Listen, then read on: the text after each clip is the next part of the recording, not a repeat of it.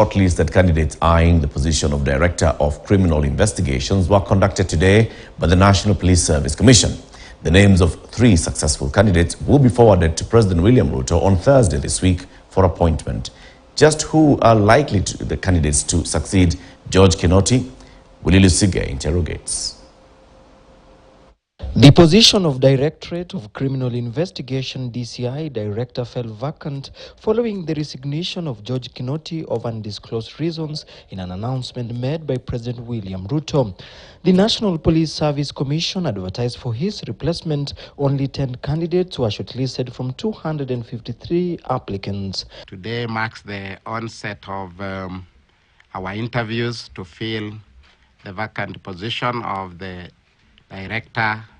Directorate of Criminal Investigation. We proceeded to review and peruse over all these applications, and we looked at all the requirements that we asked for, and we shortlisted 10 best candidates for the interview that we are beginning in today.